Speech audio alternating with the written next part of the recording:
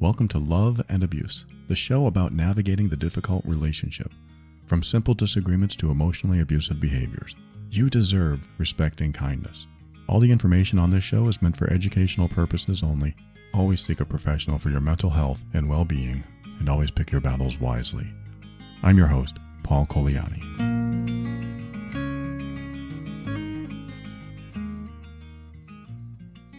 Thanks for joining me for an episode of Love and Abuse. I got an email recently that just made me tear up. And, I get a lot of really hard stories to digest. And this one was very hard to digest because there was physical abuse involved. In fact, the person who wrote said that her partner broke her jaw. I mean, it's so heart-wrenching to hear this. They've had a long relationship, and she told me of their history together. And though she didn't share too much, there has been issues. But then suddenly he's insecure and talking about her coworker and how they look too buddy-buddy, and now he's calling her a liar that she didn't know anybody too well at work. And it was just ridiculous to read that this guy that she's with suddenly just turned on her and became this insecure, jealous, possessive person. And the very first thing that came to my mind, this is before I read the part where he broke her jaw, which still it kills me. The very first thing that came to my mind is people project what they do. People project who they are. And so when you are being accused of somebody who's highly insecure and jealous and saying, you're doing these things, I know it, and you're a liar, and I don't believe you, don't believe them. Because they're probably doing it, and this is, I always say this, they turn the spotlight onto you and keep you at the focus of all the attention so that you can't look at them because that damn spotlight is so bright you can't even see them. They're standing behind it, pointing it right at you. And the problem is them. But they want you to believe the problem is you. How do you, or how does one avoid being the problem? They make other people the problem. They make other people the responsible party, the one who's at fault. And so I'm reading through this email that I got, and that's what he's doing. He's being highly aggressive, pointing the finger at her, saying, you're lying to me. You've been lying this whole time. You're a bitch, you know what? And he's really making her get on the defense. And she's trying to explain, I'm not lying. This is somebody I don't know well, and I don't know what you're talking about. And it was an innocent exchange that he witnessed, but for some reason he latched onto it. This is like, I see this a lot in people who are very insecure about something in themselves, project onto others what they're insecure about. I'm going to give you one example. Doesn't mean it's across the board. This isn't a generalized example, but it is one example. For example, somebody who really puts down gay people, like a heterosexual who puts down gay people because they have insecurities about being gay themselves. Just an example. Because they are so insecure, because they are so either disgusted by the thought of it, or they don't want to go against their religious beliefs or whatever. And so they will say homophobic things, the things that people that hate say, all because they don't want people to know what they think, what they feel. And again, that's just one example. I'm not saying everyone's like that who is homophobic. I'm just saying that's what happens. Projection. They are projecting onto others what they themselves are feeling or experiencing or doing. And so that helps take them out of the spotlight and put somebody else in the spotlight so that other person feels the need or the necessity to explain themselves. And so this person wrote to me saying, I'm explaining myself. I'm telling him that I'm not lying. This is not what he thinks it is. And she's trying to convince him when he probably already knows, or even if he's so insecure he can't believe her, you should not, I'm going to give you a should here. You should not be with somebody you have to convince that you're not doing something or are doing something. You should not have to be with someone, especially a romantic relationship, that is supposed to have trust and honesty and transparency and mutual respect at the top of the values list. You should not have to be with somebody, or you should not be in a relationship with somebody who is not honoring those values. And what I mean is, let's just say that she is definitely not lying and he's just pointing the finger at her for no reason, or for his insecurities or his dysfunctions or whatever. If he really believes that, which according to her he does, why do you think he's staying in the relationship? Why do you think he's sticking around? If I believed that my wife was doing something with another guy or another girl or whoever, if I believed that, and I was highly insecure about it, I was very jealous about it, if I believe it, why am I staying? Why would I be in a relationship with somebody I, quote, know is betraying me? The reason someone stays in a relationship after they blame you so hard, and this is one of the reasons they might stay, is because they know it's not true. And they just want to keep you busy defending yourself. And as long as you're busy defending yourself, they aren't going to be blamed because you're so busy working on convincing them that you're innocent. So if my wife was hanging out with somebody all the time and I had my suspicions, we're going to have our conversation. Like, why are you going out on our date night with that guy? That would be a valid question. And then maybe it would be a valid answer. I haven't seen him in 20 years, high school friend. Oh, okay then, that makes sense. Because we have mutual trust and mutual respect. And we're honest with each other every other time. So I would have nothing to suspect and I would let it go, no big deal. But if it was continuing, or if I had my suspicions after I saw them hug and then he gave her a kiss on the cheek and maybe I felt a little weird about that. I probably wouldn't feel weird about that, but maybe something might come up for me. I would have another conversation. What I wouldn't do is what this person is telling me that her partner did, which is take her aside and say, "You are lying to me." That immediate jump into turbo accusations, where he's just going for the throat instead of easing into a conversation. He's going for the throat and then automatically doesn't believe what she's saying, tells me that there's probably deception and manipulation going on. I mean, think about it. If somebody jumps at your throat, immediately accusing you of something with very little evidence except their own fears or insecurities or whatever, their projections, something else is happening there. This is like the story I told once. I don't know if I told it on this show, but I was at a game store, a software store actually, and this man brought a piece of software up to the counter, and the cashier said, that's not the right price. In fact, it was like $100 less than what it should have been. So if it was a $129 utility software or work application, when we used to buy software at a store, if it was $129, it was marked at $19 or $29 or something else. And the cashier said, this price tag isn't right. So instead of having a conversation, the guy immediately went verbally and emotionally to the throat. And he said, "That's what's on the box. You need to charge me that, charge me that price. And if you don't charge me, that's false advertising." He was yelling at the top of his lungs in this little store in the mall. You could hear it in the mall itself. And I was standing there and I was thinking, what the hell is going on? He was yelling, "You have to honor that price." And the cashier would not back down. He might have been the manager, I don't know, but He would not back down. He said, I'm sorry, I can't sell it to you for that. We don't even buy it for that low. It's marked wrong.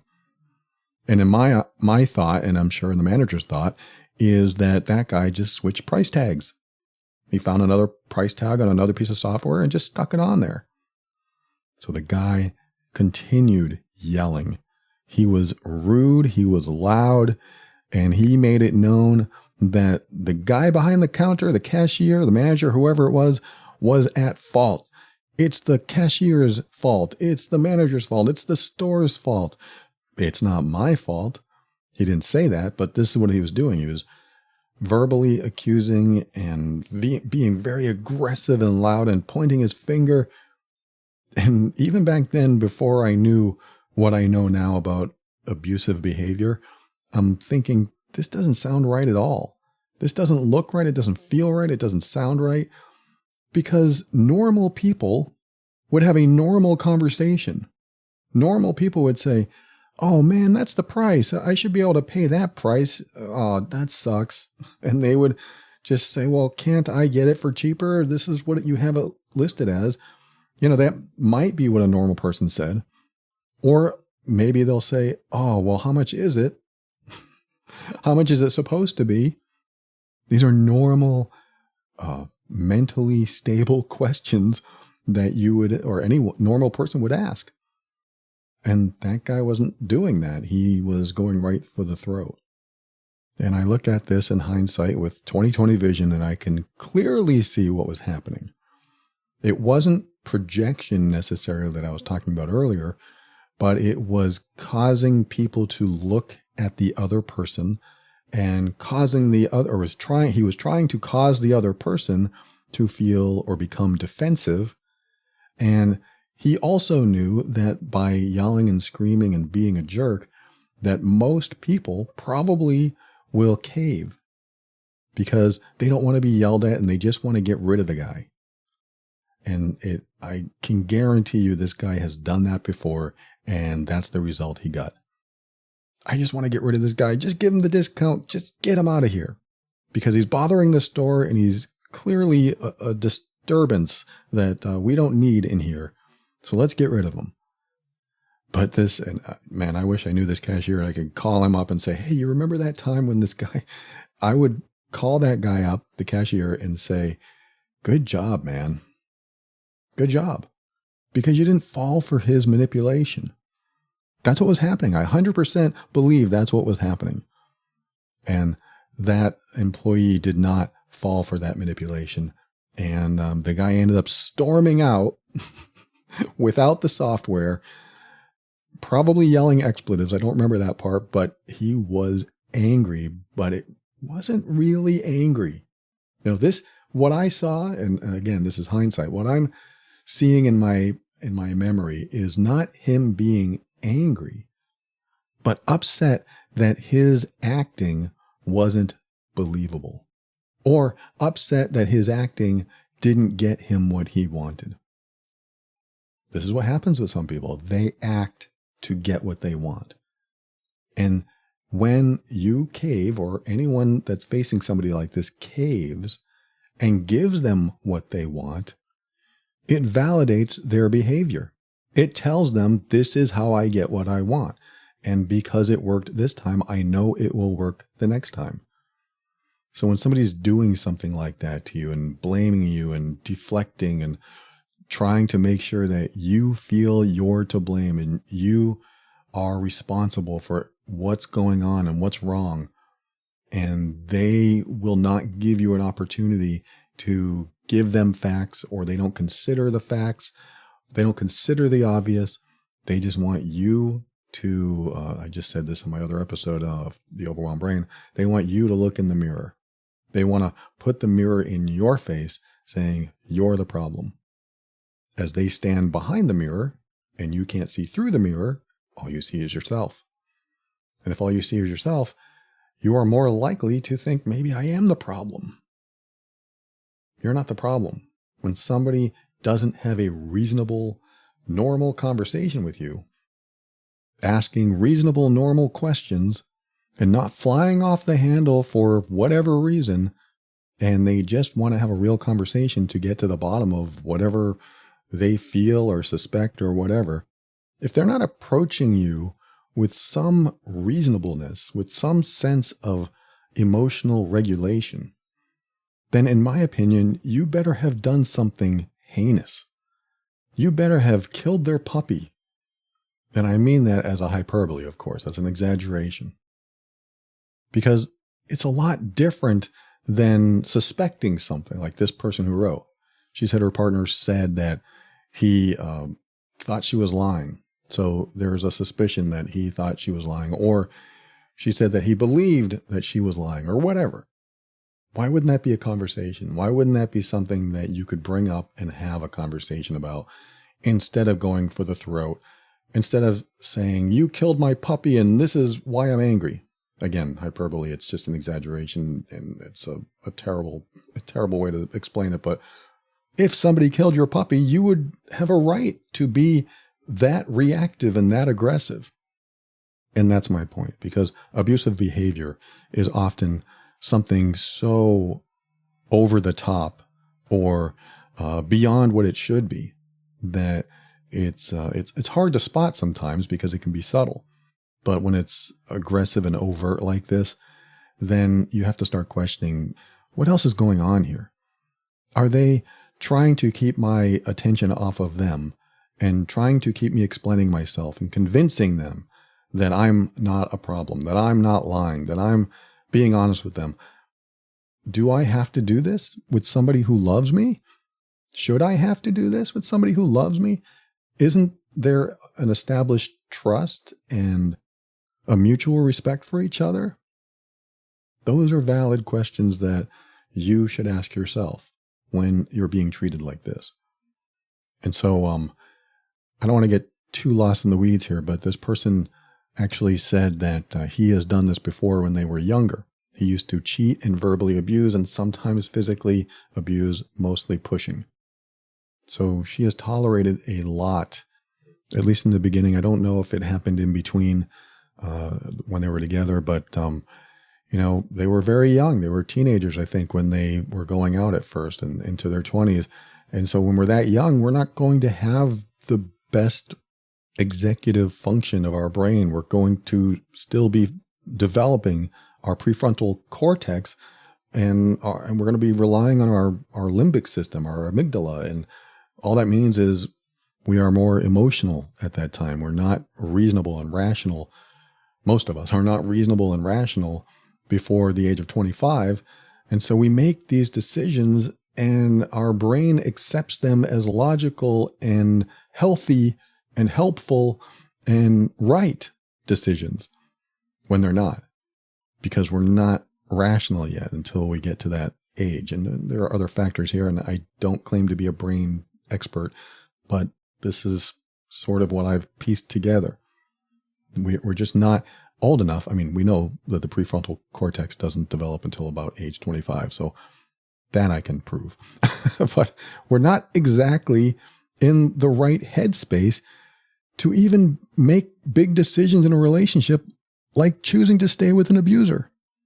When you're 18 and you're choosing to stay with somebody who's verbally or physically abusing you, it's not because you're making rational decisions. It's because you are in that limbic system of emotional decisions, and there's a bigger chance of trauma bonding forming at that time. And when you're trauma bonded, your brain believes that this is how you get love, and this is how you feel worth, and this is how you feel important to somebody, how you feel worthy to someone, how you feel like love is supposed to be, because you're not connecting all the dots, because you can't. It's like animal instinct. And so you feel like, okay, this is how it's supposed to be, so I'll stick around. And then after the age of 25, if you grew up, and this is just theoretical on my part, again, I'm not a brain expert, but after your prefrontal cortex matures and gets to that point where it is finally working for us instead of not working enough, we can carry the beliefs of our younger years into our older years. So things start associating in our brain that make sense that aren't really sensible. Unless we, heal that part of us and think differently about that. But that's what therapy's for. And that's what shows like this are for, just to get us on track. Because sometimes we lose track. Sometimes we don't understand what the track is, where it is, and what normal looks like. That's a lot of people who write to me don't know what normal looks like. Normal is not what I'm reading to you today. It's not somebody hurting you. Normal is somebody who accepts you as you are, and if they can't accept you as you are, they either work it out in themselves, but they shouldn't try to change you. They have to work it out in themselves, adapt to who you are, or leave. Not try to change you. When they try to change you, that's when it becomes abusive. And I'm not saying everything that somebody does to try to change you is abusive. I'm saying that's when it can become abusive, because when somebody wants what they want and they want you to change, and they learned early on that in order to get what you want, you have to manipulate, you have to control, then that's when you become the victim of abusive behavior. Again, typically, there are many different cases here, but that's where I see abuse starting, is that somebody wants you to be a certain way or do a certain thing. And if they can't get it, instead of accepting that you aren't that way or won't do that thing, they choose to control you or manipulate you or influence you in some way to do or be that certain thing.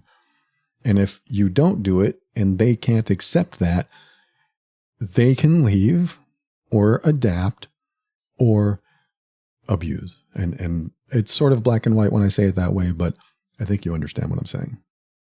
Now, coming back to this person, because she actually does have a question. First of all, again, I am so sorry. Nobody should ever have to go through this. I teared up reading it, and it makes me realize how important it is to talk about this stuff, to make sure that you and the person who wrote and anyone that needs to hear this doesn't either get into situations like this or knows how to get out of them or knows how to start thinking about them differently. And I don't always promote separation. I don't promote divorce. I don't promote anything like that. I want you to come to that conclusion on your own, because when you're ready, you're ready. And when you're not, you don't need anyone telling you, you got to leave that guy now. Now, I will say, in this case, I'm going to be a little bit more blunt, because when it comes to physical abuse, always expect more. Physical abuse precipitates more physical abuse, especially if there's been no accountability. When there's no accountability, they got away with it. And if they get away with it, they know they can do it again. They know it couldn't have been that bad because, hey, I didn't end up in jail, and you took me back. In some cases, some people will take their physical abuser back. In this case, this person actually didn't want him back. And he actually left. He left crying because he felt bad for what he did. I mean, he actually broke her jaw. She was bleeding, and she couldn't even hear for a few seconds or however long it was after he punched her. And then he came to the realization, oh crap, what did I do? From my interpretation of her message, and then left and said, I'm never coming back because I never, this is my assumption, I never want to hurt you again. But if there's no healing in him, if he doesn't go out and get therapy, if he doesn't work on this stuff, then he won't change. So later on, I don't know how long it was, but he came back and said, I have no place to live, so I'm going to live here. So now she's in the very same situation. The relationship is back, maybe not as a couple, but now she's in the danger zone again. She's in that dangerous space where the person who hurt her is in the next room. He's right there. And from her message, it sounds like it is over, but she just is waiting for him to leave. And so her question to me, this actually leads to a question. Her question is, can I even begin to heal with him here? Or do I have to wait until he's gone? Everything hurts, and after all he's done, a part of me still doesn't want him to leave. I don't know how to move forward. So somebody might hear this and say, you don't want him to leave? What's your problem? I get it. I know why people say that. You know why people say that. Because they don't want to see you hurt. They don't want to see somebody who's already been hurt again, or maybe worse. Because now we know what he's capable of, or maybe you've known that for a long time, but it's crystal clear what he's capable of. And in this case, you are clearly in a trauma bond. And if you don't know what that means, I have episodes on trauma bonds. I also encourage you to read about it, because trauma bonds trick the brain into thinking this is what love looks like.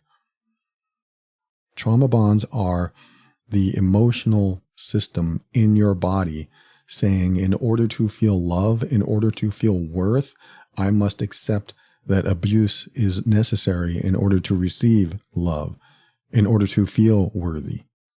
And that person, the person who hurt me, is the only one that can give it to me. Or I believe that there's nobody else that can show me the kind of love that they gave to me.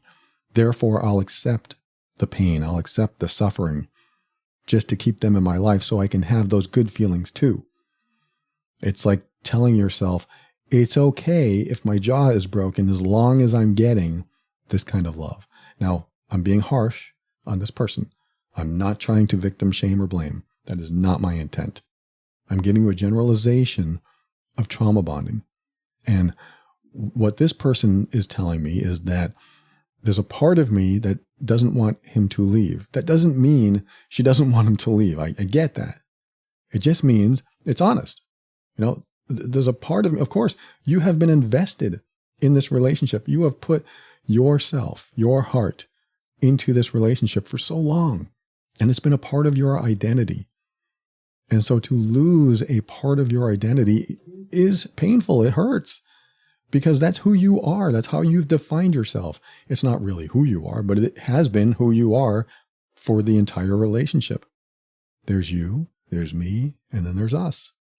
The three parts that make up a relationship, in my view. You, me, and us.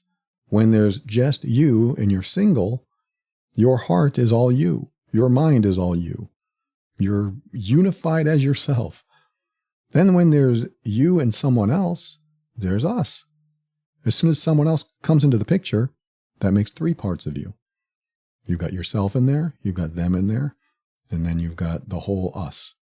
And that becomes part of your identity. It becomes part of it's the wholeness of you, the unification of all three parts or components that make up the relationship.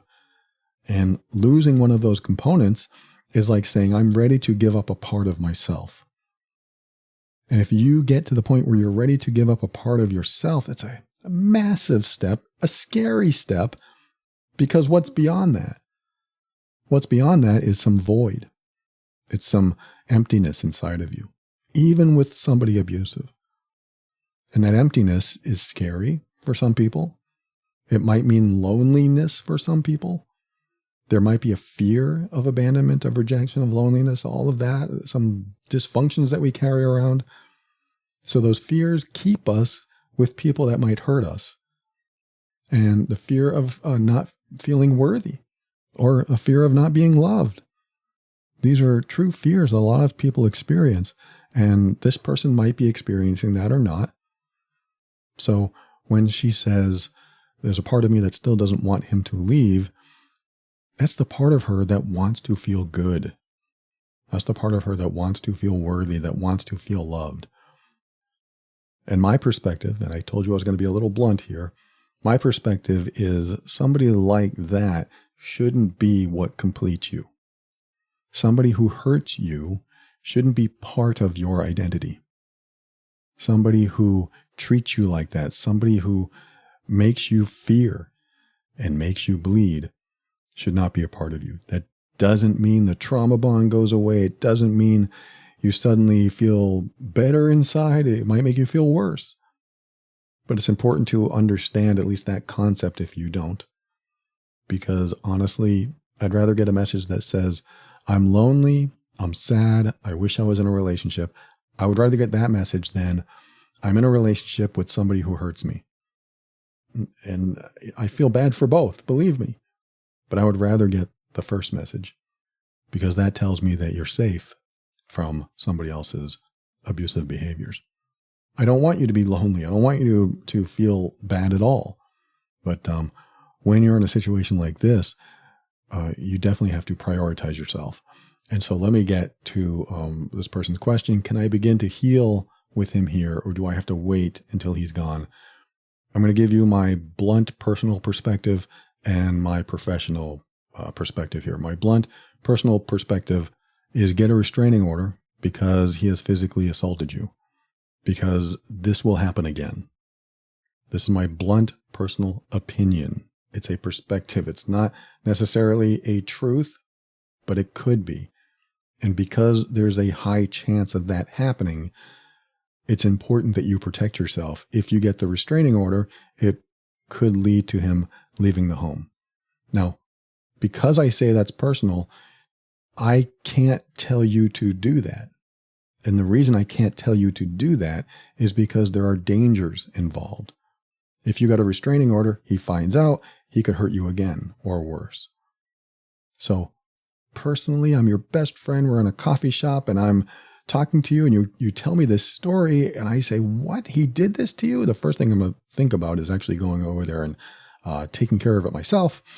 But this is how I might guide you if we were sitting together in a coffee shop. So it's my personal perspective. I cannot possibly tell you to do that, professionally speaking, because it would be irresponsible of me.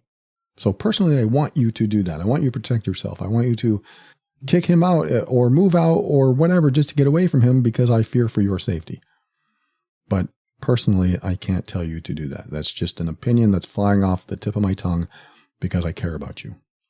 Professionally speaking, I would highly recommend you call a domestic violence hotline and tell them what happened, tell them the situation you're in, and ask them the best course of action because you're going to need some guidance here. He may be docile now. He may be in a place that seems okay and you think you know him well, but suddenly he punched you in the face. There's something going on in there. And because it doesn't sound like there's been accountability for this, it doesn't sound like the police showed up or anything, then you have to be aware that this could definitely happen again. So from my professional perspective, call the domestic violence hotline. In fact, what is that?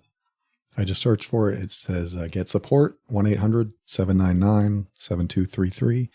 And when you look for it online, it'll probably have a chat option too.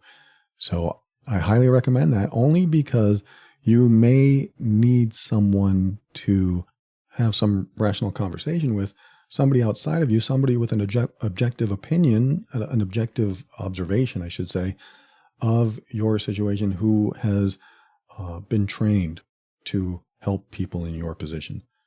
So to me, it doesn't sound like you see this as so serious that you're packing your bags right now and finding a hotel because you said you're still in the same house with him. But because they have dealt with people like this, it's important to get a hold of somebody that will know more because they have worked with people in your place, in your position.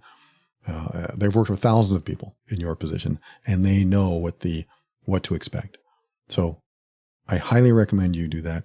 And to answer your question, which you asked directly to me, can I even begin to heal with him here, or do I have to wait until he's gone? After you talk to the domestic violence hotline, what I would recommend is that you start healing now. You start healing by telling yourself, I am worth more than this. I don't deserve to be hurt. I don't deserve to be disrespected, and I don't deserve to suffer. That's how you start healing, is to tell yourself that you don't deserve to suffer. You don't deserve to be treated this way. You don't deserve to bleed for anyone else. You don't deserve it. And if you don't believe that, or at least a part of you doesn't believe that, that's what needs healing. That's what you need to start healing. You need to come to a point in yourself where you know for a fact that you deserve to be treated with respect and kindness, and no one is allowed to hurt you. And when you get to that point, that's when you start healing. I'm not saying that this heals everything and you're good and you're done. I'm saying this is what you need to start to do. So can you begin to heal with him there? You have to. If he's not leaving, if you're not leaving, if you're not getting a restraining order, if you're in that situation, if you're in that proximity, then you have to start believing this about yourself. And when you start believing this, that's when you start healing. Your specific question, do I have to wait until he's gone? Well, here's the next part of this. You won't be able to fully heal while you're still together. There's too much trauma. There's too much chance of it happening again. When somebody like that is in your proximity, they are in your mind constantly. I better not speak too loud. I better not turn the TV off. I better not talk on the phone in the room, or I better not talk on the phone out of the room because he might say this, he might do that. This is the constant patterns of thought that go through an abuse victim's mind. The abuser is in their mind all the time. And when the abuser is still in the relationship, especially after such a traumatic and violent event, then you're walking around with even more on your mind. Is there a chance that he's going to hurt me worse? Is there a chance he's going to kill me? These are valid questions. And so I want you to start healing now so that when you need to make a decision, when you need to take care of yourself, that it has a foundation of knowing you are worthy and knowing you don't deserve this kind of treatment. You have to get to that point in yourself.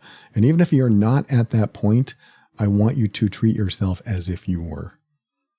So when somebody tries to hurt you, verbally or physically, instead of going to that place in your mind that has any inkling of I deserve this, I want you to go to that place in your mind that says, I love myself too much for you to treat me this way. That doesn't mean you tell the person. It just means you tell yourself so that you make the right decisions that you need to make for yourself. And this is a tricky subject because it's a violent relationship, because there is physical abuse. It's tricky to tell you exactly what to do because I tell you one thing and that could lead to danger. I tell you another thing that could lead to danger. I tell you to leave. He could follow you and that could lead to danger.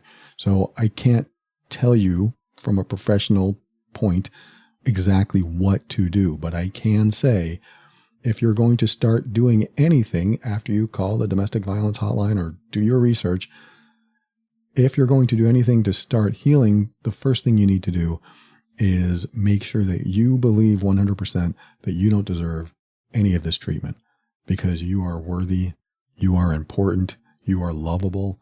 And just because someone didn't know how to show you that and in fact treated you the opposite, that doesn't define who you are and what you deserve. It defines who they are. And that guy needs help. He needs help. And you need to feel safe in your own home. And you need to know that you are 100% worthy of respect and kindness. And you need to love yourself so much that no one can ever break that bond that you have with yourself. It's sort of like, I'm going to use another terrible analogy here. A child who's standing on the sidewalk and a van pulls up and somebody says, hey, come on in. I got something to show you. Almost every adult I know who sees this unfold is going to walk or run over to the child and ask what's going on. If they see, something that's suspicious like that, they're going to protect the child. This is how you protect yourself. You see yourself as that helpless child who's about to get into a van that leads to absolute danger. And you tell yourself, wow, I can't let that happen. I won't let that happen. So I'm going to run over there and protect that child. Once you start seeing yourself that way as that helpless child, not that you're helpless, I'm just saying this is the kind of energy you put toward it. This is what you do for yourself. I love myself so much that I won't allow anyone to do that to me. I love myself so much that I won't allow anyone to treat me like that. So this is what I'm going to do to protect myself. And again, I can't tell you how to protect yourself. If you're that close to somebody who is very dangerous, You already know he's dangerous. Then I want you to accept that's who he is, and you need to protect yourself. And I want you to love yourself so much that you know you don't deserve that. And if anybody does anything like that to you ever again, or treats you in any way that isn't loving and supportive and respectful, that you will tell yourself, I love myself too much to be treated like this. So to the person who wrote, I'm so sorry that you experienced this. And I just want you to remember that life is like a book of chapters. And once one chapter is finished, we move on to the next one. I'll never forget. I heard this on a radio station once, that this is a chapter of life that once we turn the page, we're going into a new chapter. And so these chapters of our life, they are playing out like a novel, like a story. And what we went through is part of our journey, part of our hero's journey. And the hero's journey is supposed to end on a happy note. So this is just a chapter. Then we can turn the page and start a new chapter of our life. You may not be there quite yet, but it sounds to me that that part of your life, that chapter of your life, is coming to a close. And you can take the lessons, you can learn from those lessons, you can start your healing process, and you can start moving forward and remembering who you are and what you deserve, so that if there's any red flags in the future, you can definitely see them right away and get yourself into a better place. And to anyone else listening, she told me a lot in the message that he's definitely playing the victim. He didn't at first. She said he cried and left, and he felt sorry, and he said he was never coming back, and he implied that he didn't want to hurt her ever again, yet he's back, and now he's playing the victim, and there's a lot more involved there. But remember what I said? We talked about how some people will point the finger at you, put the spotlight on you, face the mirror toward you, and keep you focused on yourself so that you explain what's happening to them, even though that's their goal. Their goal is to keep you explaining, keep you defending, keep you trying to convince them of something they already know, but don't seem to care enough to stop their behaviors. And when you have somebody like that, who is always putting you in the spotlight and never taking responsibility and never being accountable for what they do, you end up with somebody who pretty much feels unstoppable. And we don't want them to get to that point. Somebody who experiences accountability, like the first time they do something abusive, and the person who experienced that behavior says, no thanks, and they leave, or they call the police because it was pretty bad, then that person will now experience accountability, and that can push someone to change. It doesn't mean you have to continue a relationship with them, but it can be the thing that pushes them to the point of change or not.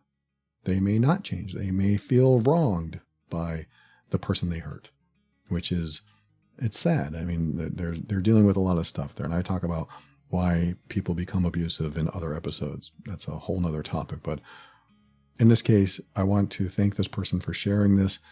And I am sending you all the positive vibes I can. Please stay safe. Please know that you are valuable and worthy, and you do not deserve this. And keep your support system close. Keep your support system on speed dial, just in case. I wish you the best. Stay strong through all of this, and take care of yourself. Thanks for listening, and share this with others who might benefit. Love and Abuse is the official podcast of the Mean Workbook, an assessment and healing guide for difficult relationships. The workbook contains a 200-point assessment to tell you what's causing you to leave so many interactions feeling bad. Gain clarity on your relationship today. Visit loveandabuse.com for more information. And if you've discovered that you are doing the hurtful behaviors to someone that you care about, listen up. I want you to change that about yourself. I want you to sign up for the only program that walks you through the entire process of healing from being emotionally abusive. It has changed thousands of lives and relationships, and can change yours too. Visit healedbeing.com to start with some free lessons right away. And if you're looking for a safer way to listen to this show where all the titles to the episodes are changed, click on the Safe Listening button over at the podcast page over at loveandabuse.com. This show exists to remind you that you're not alone and you're not going crazy. You are worthy of respect, kindness, and love. And you deserve to be accepted exactly as you are. Again, stay strong, and we'll talk again soon.